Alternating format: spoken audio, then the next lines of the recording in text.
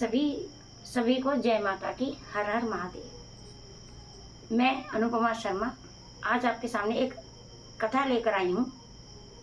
यदि पसंद आए तो लाइक, सब्सक्राइब, कमेंट और शेयर प्लीज़ ज़रूर करें।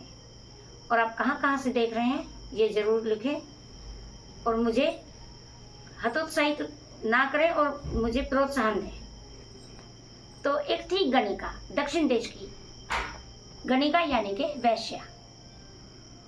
तो कब किसके कौन से जन्म का कब कौन सा पुण्य उदय हो जाए ये कोई भी नहीं जानता। तो ये वो गणिका भी नहीं जानती थी और उनका नाम था वाल्मीकि। तो एक बार वाल्मीकि जी नगर से लौटकर अपने घर आ रही थी तो उन्होंने देखा कि उनके घर के सामने जो पीपल का पेड़ है तो वहाँ पे चबूतरा बना हुआ था। तो उस चबूतरे पर कुछ साधु संत बैठे हुए थे। तो कोई पूजा का पात्र धो रहा था, कोई चंदन घिस रहा था, कोई ठाकुर जी को नहला रहा था। तो उसको लगा कि मैं तो ठहरी गणिका, शरीर बेचकर मैं अपना जीवन यापन करती हूँ, तो मेरा अन्न तो ये स्वीकार नहीं करेंगे। तो वो घर गई और उसने एक चांदी की थाली में कुछ सोने की मुद्राएं ली और वो उन महात्माओं के पास आकर बोली कि ये इसको स्वीकार कीजिए। वो बोले, माते आपको? तो वो सिर झुकाकर बोली कि सब कुछ पूछ लीजिए मेरे से, पर मेरा परिचय ना पूछिए। संत बोले कि संतों से कैसी झिझक, बता दीजिए आप कौन है, अपना परिचय दीजिए। तो वो गणिका बोली, मैं तो पापिन हूँ, अपना शरीर बेचकर जीवन यापन करती हूँ। महात्माओं को ये सुनकर गुस्सा आया और उन्होंने उसकी सोने की मुद्राएं ठुकरा दी। तब गणिका बोली कि यदि आप भी मेरा तिरस्कार करेंगे तो हम जैसों को कौन अपनाएगा। मैंने तो सुना है कि साधु ईश्वर से भी ज्यादा दयालु होते हैं और मैं तो गंगा, गोदावरी में, गोमती नदी में प्रतिदिन डुबकी लगाती हूँ। गंगा माता ने तो मेरा तिरस्कार नहीं किया। तो उन मंडली में एक वृद्ध संत थे, उनको दया आई और बोले, माते रंगनाथ जी के लिए मुकुट बनवा देना।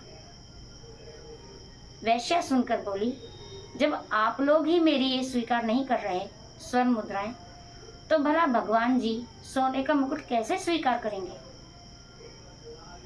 वृद्ध महात्मा बोले, यदि मुझे आदेश ना होता, यदि उपहार लेना ना होता तो मैं आपको ये आदेश ना देता।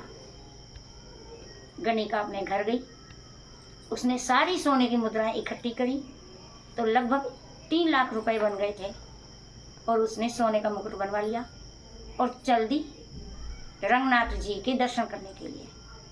मुकुट लेकर जा रही है, उसको पता है कि भगवान जी मेरा मुकुट तो नहीं स्वीकार कर पाएंगे। तो उसने वहाँ पुजारी जी से जाकर कहा कि ये मुकुट रंगनाथ जी को चढ़ा दीजिए।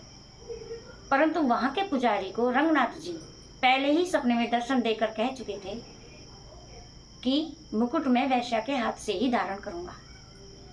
इसलिए पुजारी जी ने लेने से मना कर दिया और वह उनको गणिका को आदेश दिया कि आप ही चढ़ा दीजिए। वैश्या गई। मूर्ति काफी ऊंची थी, मस्तक बहुत ऊंचा था, मुकुट वहां तक नहीं जा सकता था, हाथ गणिका का वहां तक नहीं पहुंच सकता था। तो मूर्ति झुकी, जो रंगनाथ जी का विग्रह था वो झुका और गणिका ने खुशी खुशी उनको वो सोने का मुकुट पहना दिया और उसके बाद मूर्ति पहले की तरह हो गई और गणिका जी नृत्य करते करते और वहीं प्रांगण में उसने अपने प्राण छोड़ दिए। तो यही है भगवान की दयालुता। कौन से जन्म का कौन सा पुण्य हमारा कब उदय हो जाए और हमें ईश्वर कब अपने चरणों में ले ले, कुछ नहीं पता। तो यदि आपको मेरी कथा आज की अच्छी लगी हो तो प्लीज़ कमेंट में ज़रूर बताएं, शेयर करें, सब्सक्राइब करें, कमेंट करें। और कल मैं फिर आपके लिए एक अच्छी सी कथा लेकर प्रस्तुत होंगी।